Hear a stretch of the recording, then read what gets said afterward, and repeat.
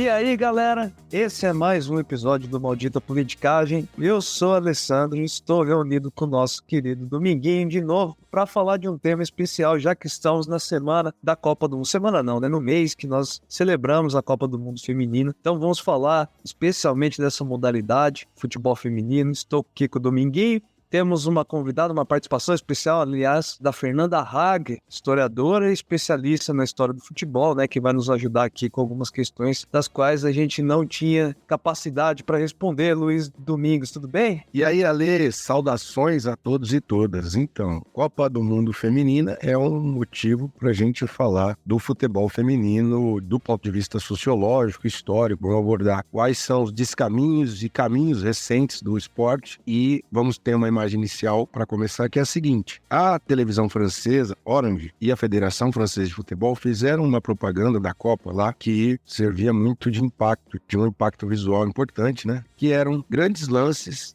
bonitos de jogos, como se fossem os homens fazendo, chutando ou cabeceando, patati. Depois eles mostravam que aquilo tinha sido feito por inteligência artificial, que na verdade os lances tinham sido praticados por mulheres, que é justamente para contestar uma certa opinião mal acabada de que o futebol feminino não é bonito, ou é inferior, enfim. Então é uma imagem boa para a gente começar a enfrentar o tema.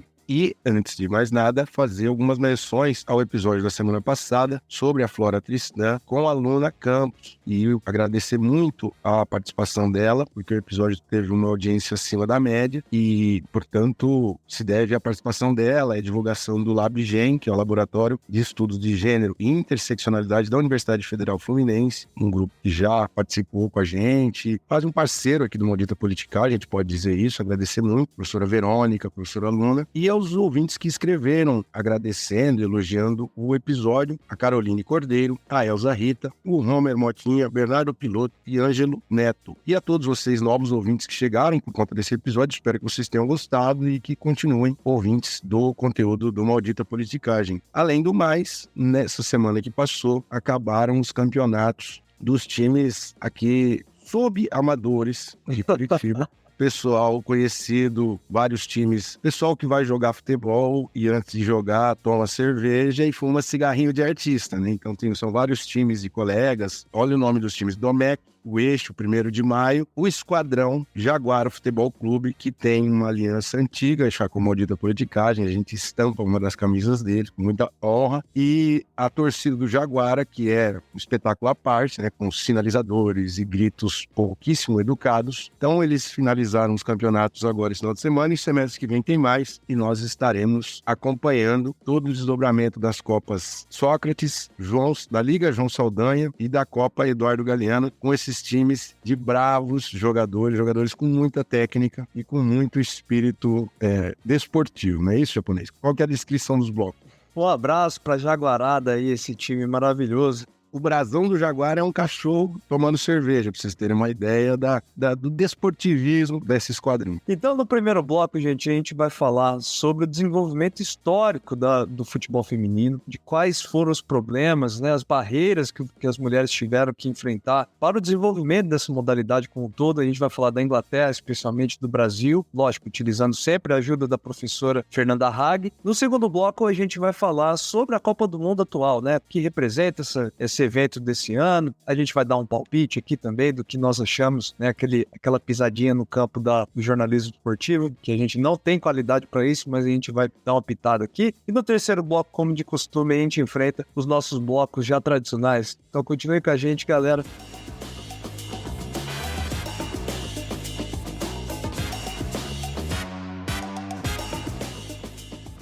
Então, Dominguinho, seguinte, o futebol é o esporte mais popular do mundo, né? Reflete, por ser tão popular assim, ser tão multicultural, ele reflete uma série de aspectos da nossa sociedade, da nossa política, né? E acaba sendo um importante fio condutor da nossa história em algum momento. E nós temos, por essa relevância, né, algumas teses dentro da sociologia. Então, relembra pra gente qual tese é a principal, talvez, sobre o futebol, né? Sobre o esporte como um todo, e como esses autores olham para o futebol feminino. Se existe algum olhar específico para o futebol feminino? Bom, no episódio 46, chamado Norbert Elias e a excitação do futebol, a gente usou o argumento desse autor com o sociólogo Eric Dunning para explicar por que o futebol se tornou o esporte mais popular do mundo lá na virada do 19 para o 20. Não é só porque a Inglaterra, que originou o futebol, era o grande país imperialista da época. Tem outros fatores, inclusive fatores culturais muito antigos. E aí, dentro da tese do Norbert Elias, ele diz que o processo de civilização,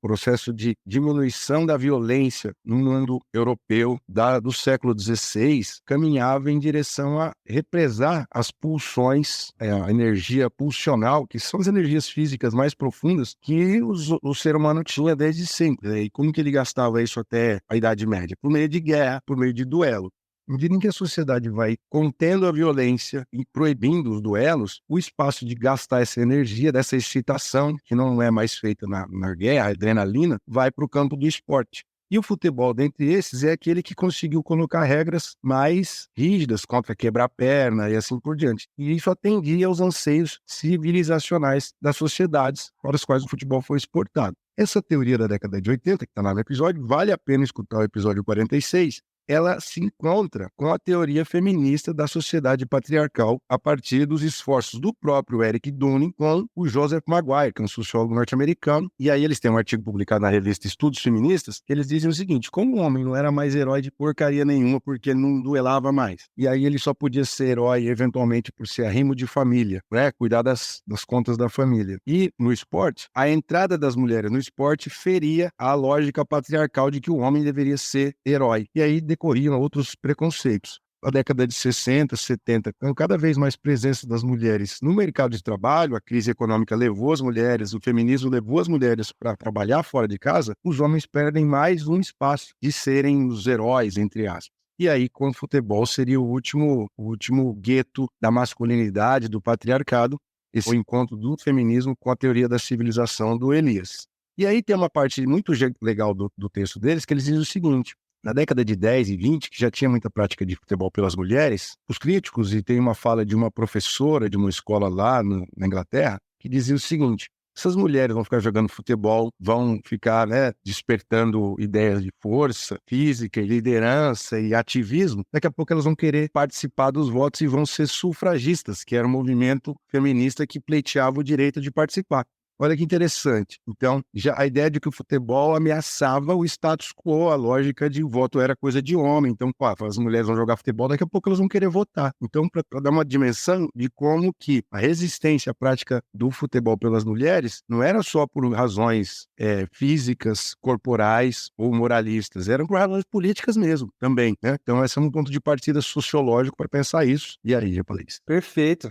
Então, só para sintetizar, Luiz, então significa que o futebol ele é retrato de um processo civilizatório, né? Isso. Mas ao mesmo tempo que ele representa isso, ele também representa uma estrutura de poder da nossa sociedade, estrutura essa patriarcal, que quer preservar essa nova arena de status, essa nova arena de prestígio ao mundo dos homens e não ao mundo das mulheres. Isso. E utiliza-se como, para essa preservação, o argumento de que talvez essa modalidade desvie a natureza feminina, né? Do seu papel central, fundamental, que é ser mulher, que é manter o seu comportamento, etc. Né? Então vamos lá. Na mesma direção, Luiz, a Gertrude Feister, professora socióloga da Universidade de Copenhague, né, ela vai fazer uma análise histórica do desenvolvimento do futebol na Inglaterra e apresenta justamente essa relação entre essa estrutura patriarcal que marca as sociedades do mundo europeu com o não desenvolvimento da modalidade de futebol feminino. Né? Então, o futebol feminino, assim como o futebol masculino, ele é praticado na Inglaterra, no mundo amador, desde meados do século XIX. Mas na Primeira Guerra Mundial nós temos um evento um tanto quanto histórico para a modalidade, já que no meio do conflito, a maior parte dos homens ingleses, inclusive dos jogadores britânicos, estavam envolvidos no conflito. Muitos deles morreram. E o futebol profissional estava começando a nascer, estava parado. Então, nesse vácuo ali de futebol, uma equipe feminina, a Dick Care's Ladies, da cidade de de Preston, né? Inclusive Preston, uma das cidades que é um dos berços do futebol, né? Que nasceu lá na cidade de Sheffield, como a gente explorou no episódio sobre Norbert Elias. Essa equipe feminina começou a ganhar destaque, começou a dar show nos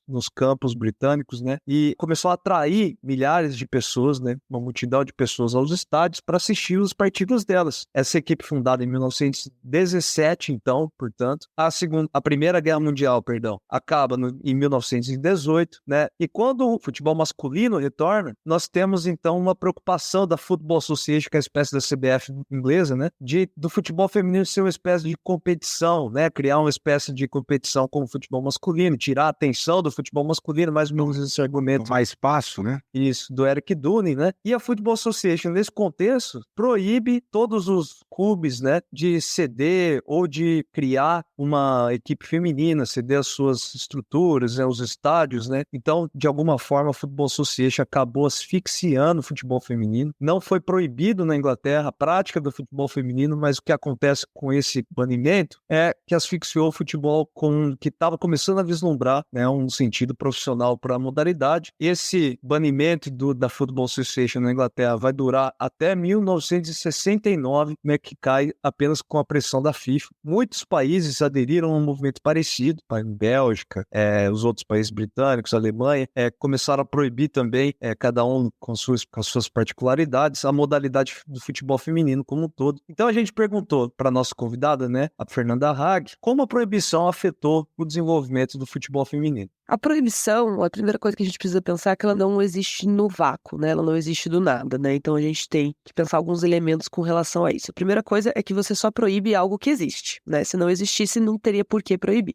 E aí, nesse sentido, é importante lembrar que na década de 30 e na virada para a década de 40, no Brasil, a gente tem um crescimento dos times, né, de futebol de mulheres, assim, isso é muito significativo. E aí isso coloca um debate na sociedade, um debate público, sobre se o futebol seria adequado para as mulheres ou não. E aí a gente está pensando também em outras questões, a gente está falando de, em contexto internacional, vou lembrar, por exemplo, a Inglaterra já havia banido o futebol de mulheres em 1921, então no contexto internacional essas proibições já estavam acontecendo. Aqui no contexto nacional, a gente está falando, a proibição acontece em 1941, então é o Estado Novo, é a ditadura varguista, é um contexto extremamente autoritário, não é à toa que em contextos autoritários direitos de mulheres sejam cerceados. A gente tem uma reiteração da proibição em 1965, que é outro contexto, né, de autoritarismo, a gente está falando da ditadura empresarial militar, então não é à toa. A primeira coisa que a gente tem que pensar são esses elementos, assim. Mas aí, voltando para a proibição em 1941, com o famoso decreto 3199,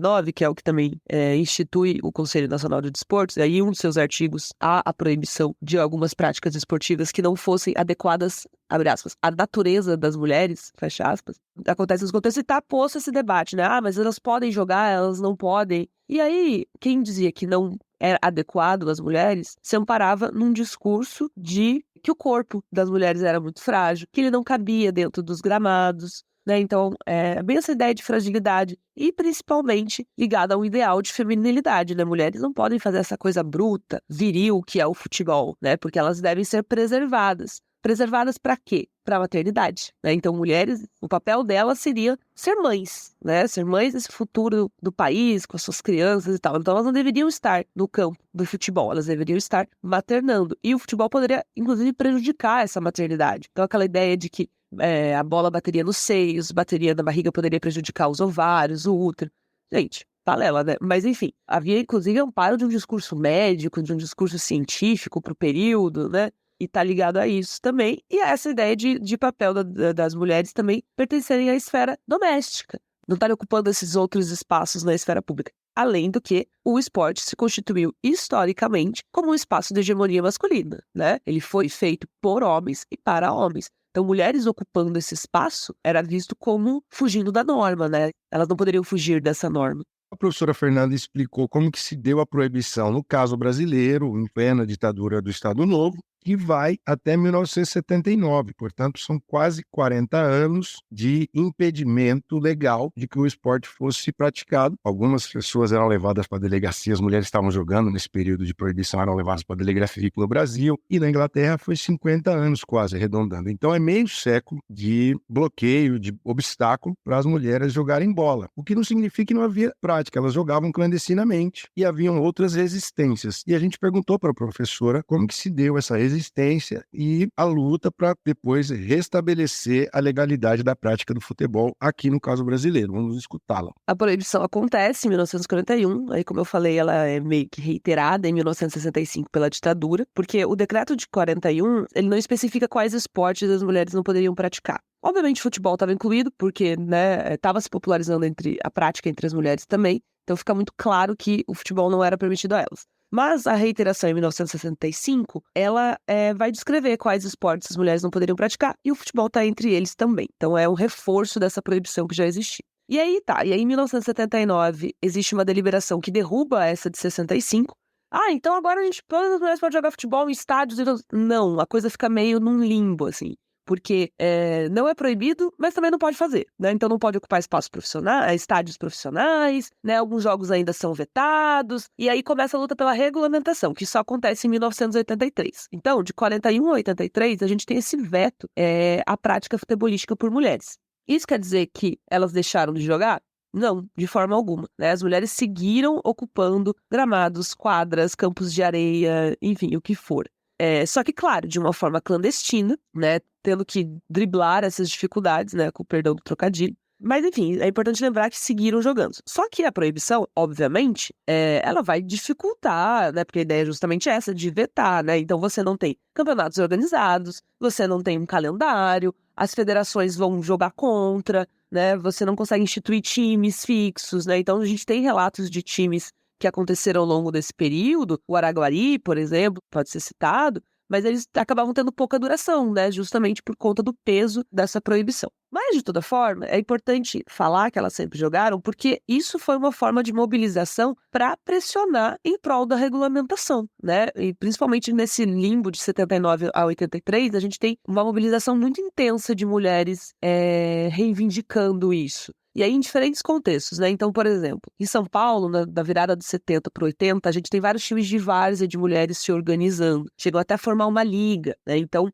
isso começa a pressionar também mais pela regulamentação. Aí, outro exemplo legal, a gente tem um congresso em Pernambuco feito por times de mulheres, que a intenção do Congresso era reivindicar a regulamentação, um maior desenvolvimento e estruturação da modalidade, e elas chegam a escrever um documento final mandado para o CND fazendo essa reivindicação. Em Minas Gerais, a gente tem torcidas organizadas de Cruzeiro e Galo tentando organizar uma preliminar no Mineirão antes da regulamentação e fazendo protestos em prol da regulamentação. A gente também tem, por exemplo, a atuação um pouco da imprensa feminista, que vai publicar artigos tentando mobilizar em prol disso. A gente tem o Festival Nacional das Artes em 1982, em São Paulo, que é organizado pela Ruth Escobar, e que o encerramento foi um jogo de mulheres, uma preliminar no Morumbi, antes de um jogo de Corinthians e São Paulo masculino.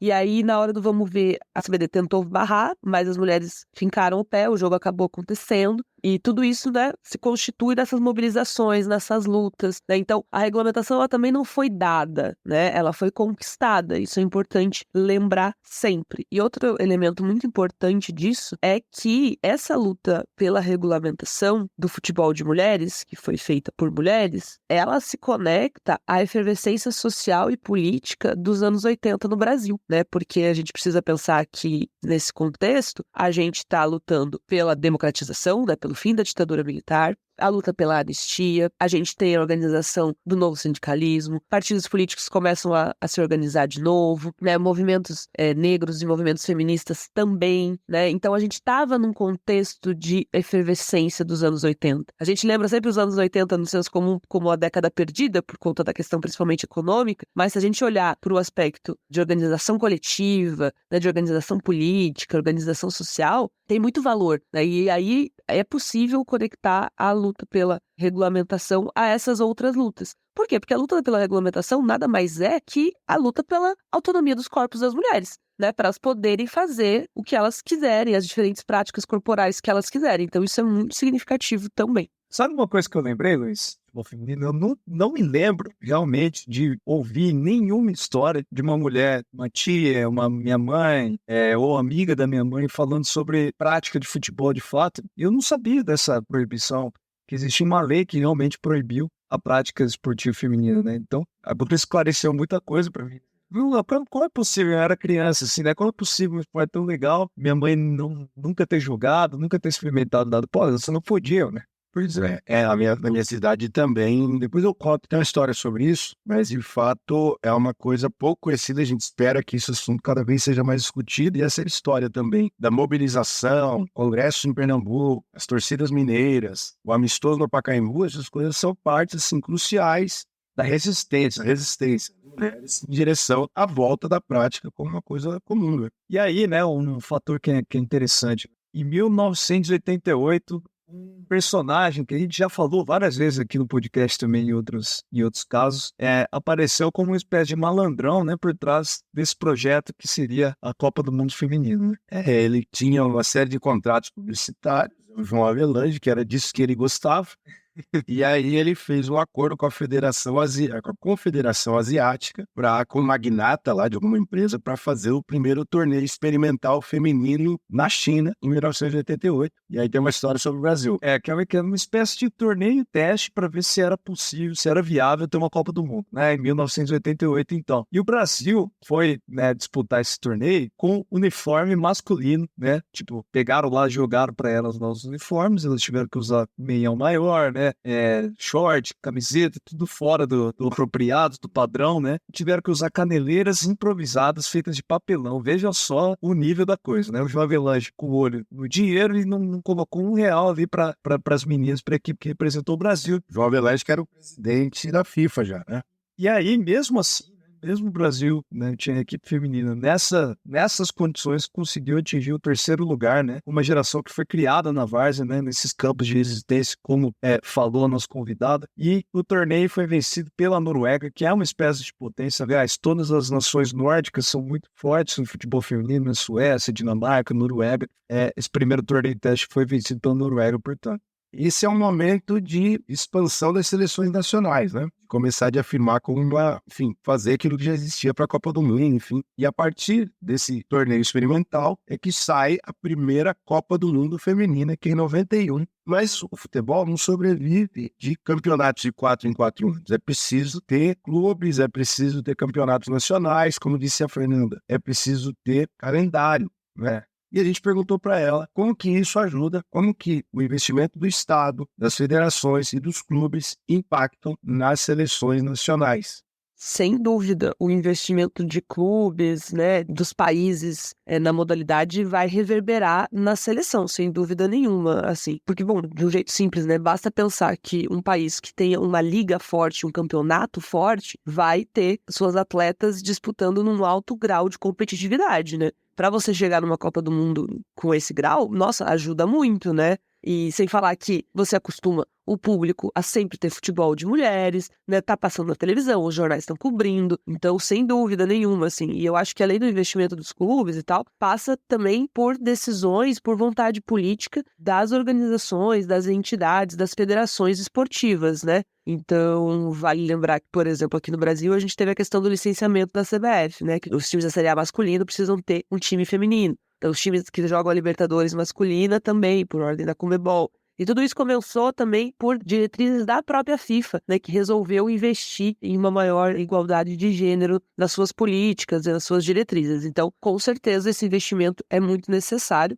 Né? Investimento é isso que eu falei, né? Eu acho que vontade política também. Porque aí você tem uma seleção forte, né? Eu acho que, sei lá, um exemplo enorme disso é a Inglaterra, né, que nos últimos anos resolveu falar, não, beleza, nós vamos valorizar, nós vamos estruturar, nós vamos desenvolver a modalidade, né, então profissionalizou a Liga das Mulheres, né, ela era semiprofissional a partir de 2011, e 2017 ou 2018 profissionalizaram mesmo, então, né, as atletas precisam ser profissionais, ter contrato, estrutura, plano de saúde, esse tipo de coisa, né.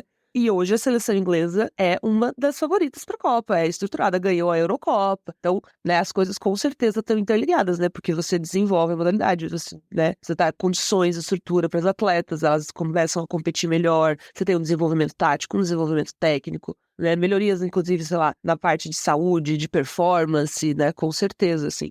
Pensando um pouco na questão brasileira, bom, a gente está num processo de profissionalização, cada vez mais, né? Por exemplo, mas é muito recente a exigência da CBF de que as atletas da Série A1 tenham contratos, carteira assinada, né? Mas a gente está nesse desenvolvimento. Mas aí vale lembrar que a regulamentação só veio em 1983, né? Então a gente está falando de uns 40 anos que a modalidade pode existir, né? Legalmente, inclusive. E a profissionalização é muito mais recente, né? Porque primeiro lutou-se pela regulamentação, depois lutou-se para que tivesse visibilidade, para que fosse reconhecida a existência do futebol de mulheres aqui no Brasil, e aí passou-se a lutar por estrutura, por profissionalização. Então isso é um processo muito mais recente aqui no Brasil. E é engraçado, né? Engraçado, irônico, de um jeito não muito bom, pensar que, mesmo com todas as precariedades, a seleção brasileira disputou em alto nível em várias competições historicamente, né? Vamos lembrar da geração de ouro, né? Que é um clichê, mas Marta, Formiga e Cristiane, né? Final de Copa, final de Olimpíada, né? Então, assim, mesmo com precariedade, chegamos muito longe. E hoje a gente está num outro momento, né? Então, a questão do licenciamento da CBF impulsionou muito, né, para ser encarada como uma ação afirmativa, porque você precisa investir na modalidade para que ela, né, dê retorno, para que ela se viabilize, né? Então isso é muito importante também.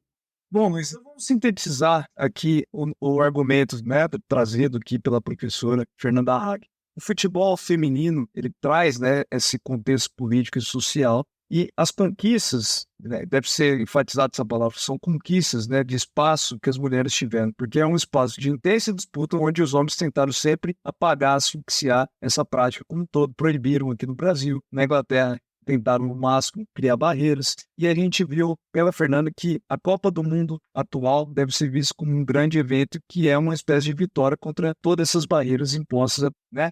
Vamos lá, Luiz, tem uma tabelinha bacana pra gente? Hoje tem uma das melhores, tem tabelas que mais encaixa no conteúdo da nossa entrevistada e no roteiro que a gente preparou. A FIFA fez uma pesquisa em 2019, se chama Futebol Feminino nos Países Associados. É o censo de censo da prática do futebol por mulheres em todos os países que são associados à FIFA no mundo inteiro. E o Brasil, isso está no blog Dibradoras, procura lá que é um conteúdo maravilhoso. O Brasil tem apenas 15 mil mulheres jogando futebol de forma organizada, ou profissionais ou amadoras em campeonatos registrados, com juiz, aquela coisa toda. É o que a gente chama de jogador federado, né? Então são 15 mil mulheres federadas no Brasil, e nos Estados Unidos, para vocês terem uma ideia, são 9,5 milhões de mulheres que jogam futebol organizadamente, dá 600 vezes mais nos Estados Unidos. Tem mais. Na base, jogadoras de categorias de base, são 475 brasileiras federadas contra 1,5 milhão de americanas federadas, o que dá uma mulher para cada 3.100 americanas. Uma brasileira para cada 3.100 americanas que jogam nas categorias de base. Não é à toa que a seleção é uma potência. Nos Estados Unidos, para cada 100 jogadores federados, 40 são mulheres. No Brasil, para cada 100 jogadores federados, 1 é mulher. É bizarro, né? Isso, nos Estados Unidos, se deve a uma espécie de círculo virtuoso. As mulheres foram praticando, a seleção ganhou o campeonato em 93, a Copa do Mundo em 91, e isso foi incentivando a mais prática, mais clubes. O fato é que hoje, a seleção norte-americana tem 8 categorias de base. Os meninos começam a jogar nos clubes com 5 anos de idade. Aqui no Brasil, os clubes têm um time de primeira divisão por imposição da CBF, recentemente, desde 2017, se não me engano. Então, é um total desinteresse por parte das instituições, da CBF e das federações em respaldar e em contribuir para o desenvolvimento do futebol feminino. Isso só foi possível por conta da teimosia das mulheres aqui. A CBF faz pouca coisa que a gente pode destacar como positiva, e isso aqui não é diferente, né? O futebol feminino não é diferente.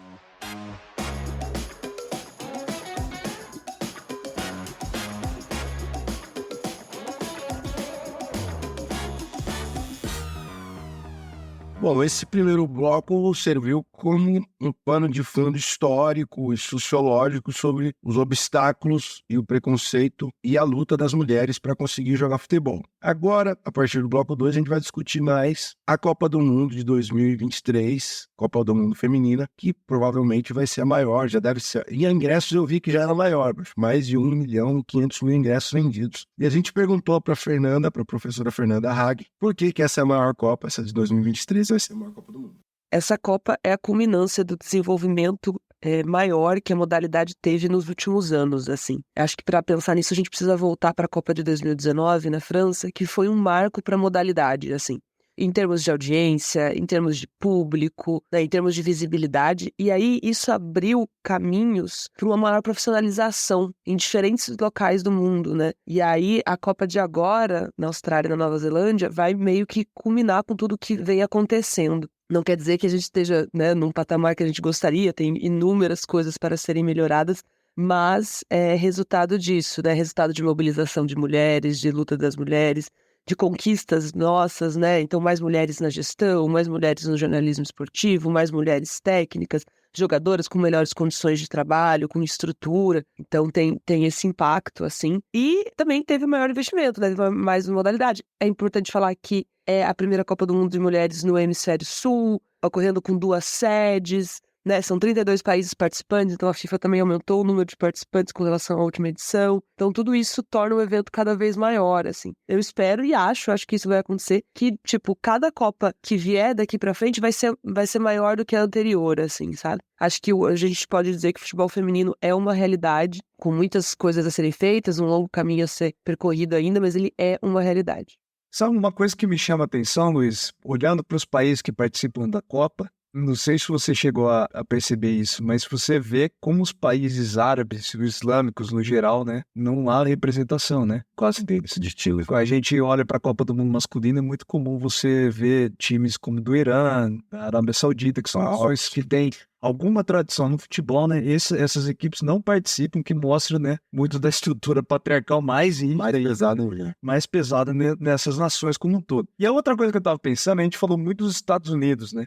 Os Estados Unidos é tipo uma espécie de Brasil, né, no futebol feminino, né? A camisa mais pesada, né, histórica, né, que ganha várias Copas do Mundo. Ganhou 4 de 8, né? Ganhou 4, mas recentemente, a melhora dos países europeus é assustadora. Eu acompanho futebol feminino só desde a última Copa, né? Da Copa de 2019. Só que eu acho assustador a velocidade como as nações tradicionais do futebol masculino evoluiu também no futebol feminino. França, Espanha, Itália não tanto, né? Mas elas evoluíram muito, começaram a adquirir aquelas características clássicas da escola de futebol como um todo, né? Os clubes também evoluíram muito, né?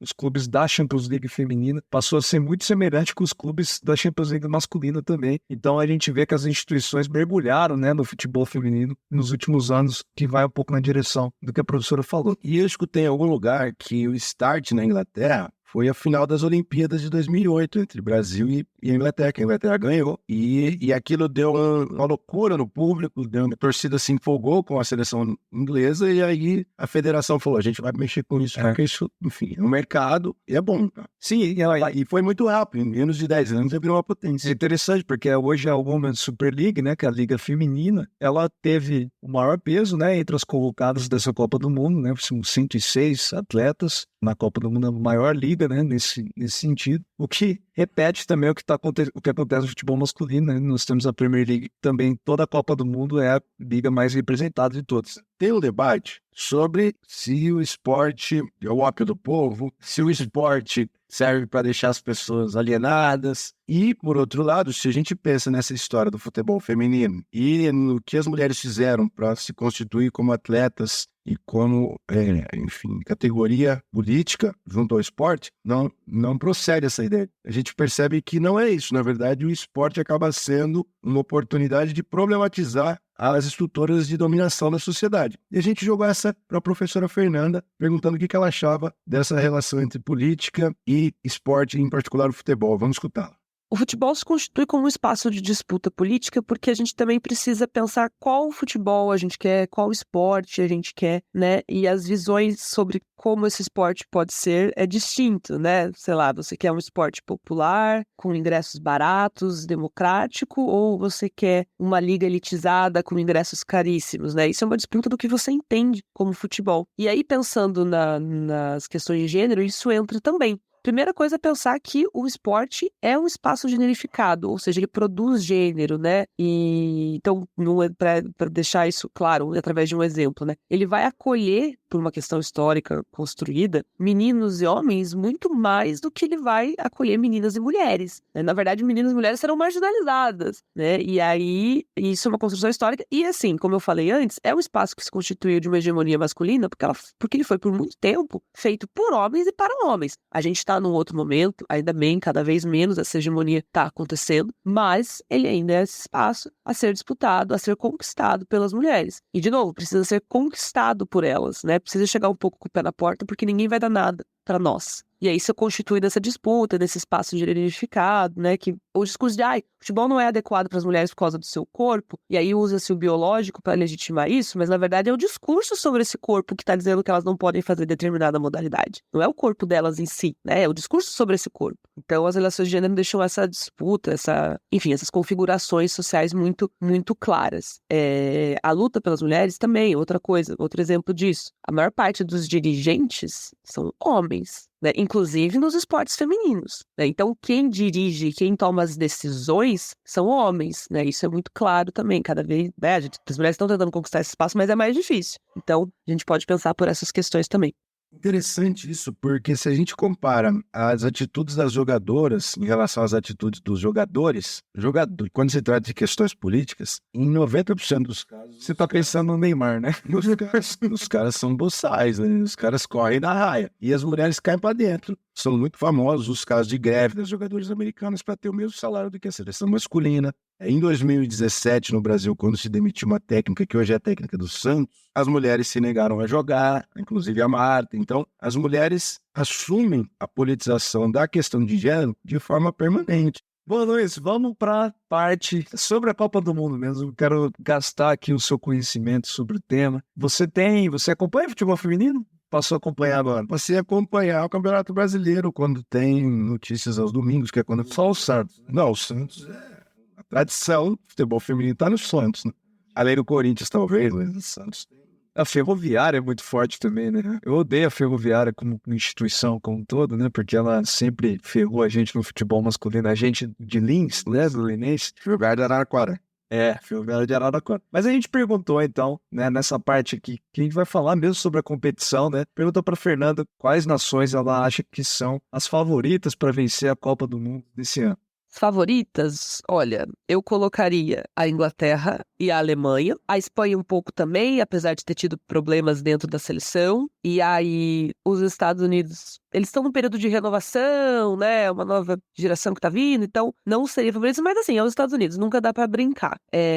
A França também tá no nosso grupo, também é perigosa, mas eu acho que Inglaterra e Alemanha. Só que aí, bom, pensando que já aconteceu, né, alguns jogos dessas seleções já aconteceram, Inglaterra 1-0 no Haiti, o Haiti pressionou bem também, né, segurou bem, a Inglaterra não conseguiu fazer tudo o que queria, Estados Unidos ganhou de 3-0 do Vietnã, mas também não conseguiu fazer uma grande partida, não convenceu, e então assim, seriam essas, mas vamos ver o que acontece, né, Copa do Mundo é Copa do Mundo. Eu achei que os Estados Unidos jogou um pouquinho demais, a seleção do Vietnã conseguiu segurar bem. Pô, cara, eu achei bizarro aquele jogo.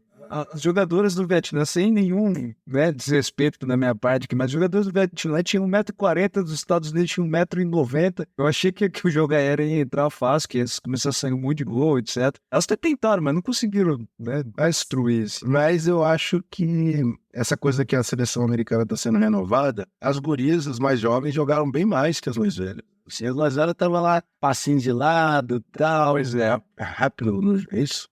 Não jogou nada. E cá entre nós, a Inglaterra, né, que eu sou a fama de ser amarelona, né, também, né, ganhar de 1-0 do Haiti, cara, já é brincadeira. Mas vamos lá.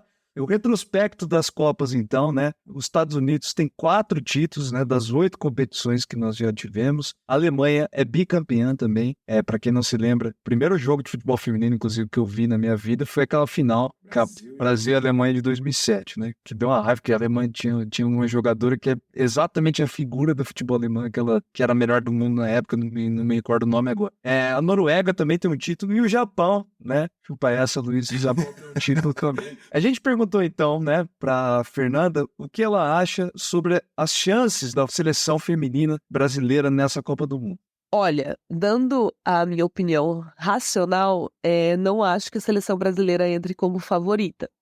A minha opinião de torcedora, sem dúvida, já manda a taça, mas aí são coisas diferentes, né? Não acho que entra como favorita, acho que a gente corre por fora.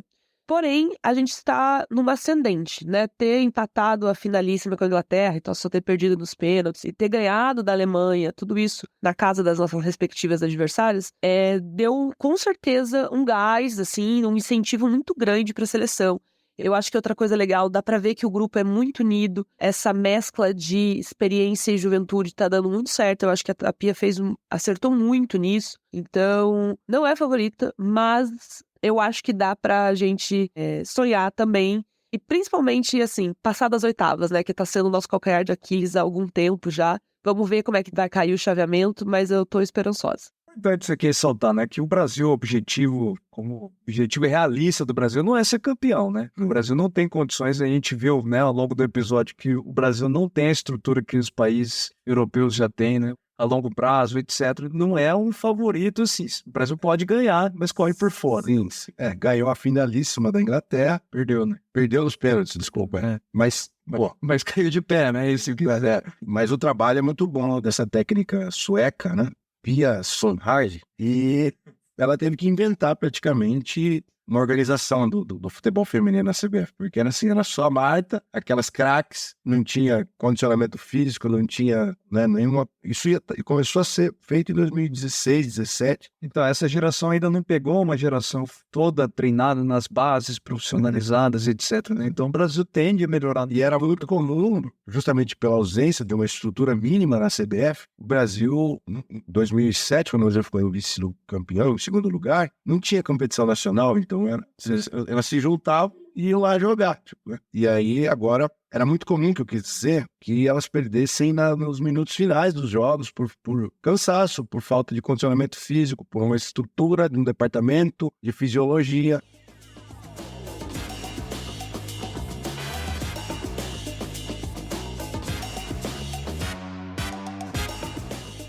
Bom, então, Luizinho, nós temos um acontecimento de querência para esse episódio? Querência garante entretenimento para o ouvinte do Maldita Politicagem, né? Conteúdo com entretenimento. Na década de 90, quando a gente morava lá e jogava muita bola por lá, era uma loucura, né? O futebol de salão, futsal, na cidade, né? Todo mundo ia, o ginásio ficava lotado, tinha categoria de chupetinha, mirim, infantil, adulto. E aí, cara, num belo ano veio uma querenciana raiz, nascida lá no interior do Paraná, que estava fazendo faculdade de Educação Física na UEL, na Universidade de Londrina, e ela foi lá, levou as estudantes da UEL para jogar um futsal feminino lá. E, cara, elas jogavam demais, assim. A galera, a cidade, a sociedade ficou embasbacada vendo elas jogarem. E a professora Marli, depois virou professora lá, também jogava muita bola, ajudava com as duas pernas, de habilidade absurda.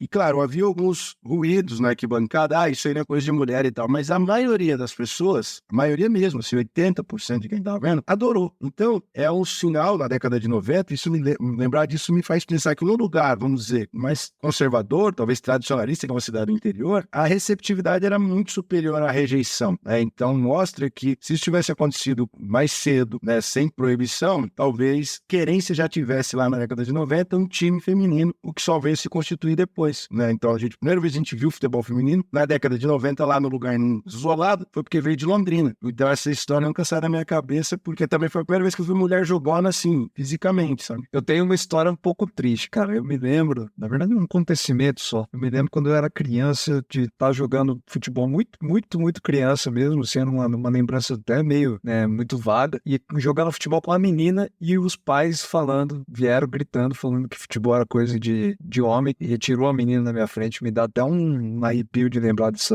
assim, muito esquisito, né? E coisas que as comentaristas e as jogadoras estão falando, a imprensa está batendo muito, é que essa fase de culminância, como disse a Fernanda, tá tirando isso.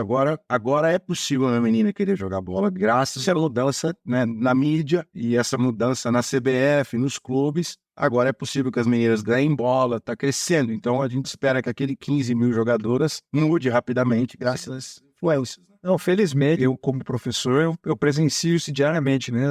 Hoje é comum, uma cena comum ver as meninas brincando de altinha, jogando futebol, etc, né? E é engraçado que nem os meninos acham estranho mais, nem elas acham resistência mais, porque tá cada vez mais normal, né? Não estão naquele ambiente. Elas praticam, simplesmente praticam isso. Demorou, mas demorou, mas aconteceu. Mas nem tudo são flores. Tem uma maldição, japonês?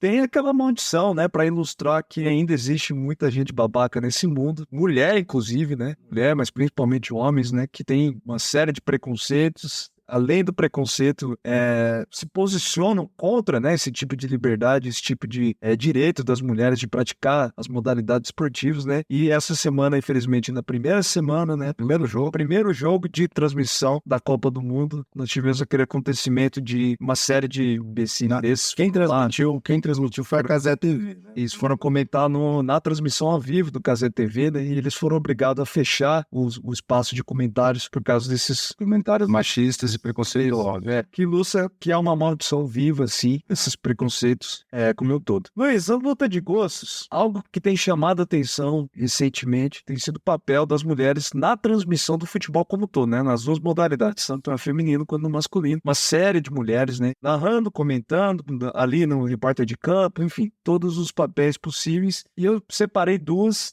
das melhores, na minha opinião, né, dessas mulheres que atuam como comentarista. E eu queria saber de você, qual é a sua favorita na nossa luta de gostos? Renata Mendonça ou Ana Thaís Matos? Ambas dos canais Sport TV, canais Globo, né? Caramba, eu escutei mais, eu acho que a Ana Thaís Matos, já, não sei, talvez coincidência, e acho que ela é muito boa analisando o jogo, né, a tática e a dinâmica dentro das quatro linhas. Talvez a Renata Mendonça seja aquela jornalista que faz uma reportagem mais longa, falando da história e tal, entende? Eu não consigo me posicionar, eu gosto das duas, as duas falam bem. Agora, talvez por ter começado a escutar a Ana Thaís Matos, mais Ana Thaís Matos. Eu prefiro a Ana Thaís Matos também, mas tem sido uma das favoritas minha, porque a entrevista que a Renata Mendonça deu no assunto é foda. Não, eu também gosto muito dela. Enfim, a Renata Silveira também é comentadora. Mas a Ana Thaís Matos eu gosto porque ela vai na garganta dos caras. Porque às vezes tem comentaristas que esquecem de comentar o jogo, né? Fica comentando com outras coisas, fazendo piada. Eu odeio gente que faz piada. Isso é engraçadão. Esse tiozão é engraçadão. A Ana Thaís Matos leva a sério o negócio, então eu gosto do estilão dela. Bom, e o pessoal de casa, quem assiste futebol, vocês acompanham o trabalho dos jornalistas também, mandam aí se você prefere outras que não essas, ou se vocês, entre essas, escolheriam algumas, enfim. Pô, eu preciso citar aqui, né, Nathalie Gedra também, outra jornalista que eu acompanho todo dia, quase, eu acho que eu ouço mais a voz dela do que da voz da minha mãe, no dia a dia, meu. Então fica aqui também a nossa homenagem para a Nathalie Gedra.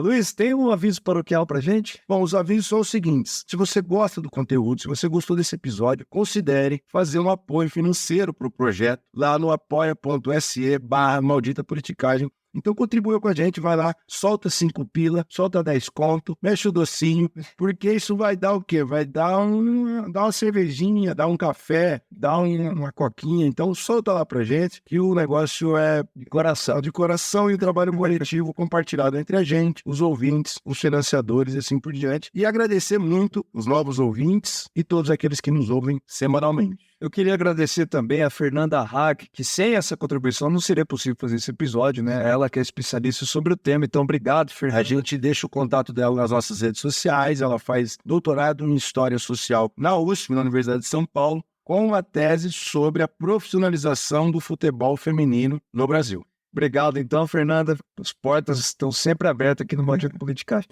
Quem quiser nos seguir também no Instagram, no Twitter, estamos presentes também. Você aprendeu a lidar com threads? Ainda não. Estamos preocupados com conteúdo. Então, o pessoal seguindo a gente lá. Estou recebendo. Então, um abraço, galera. Um abraço, obrigado, galera.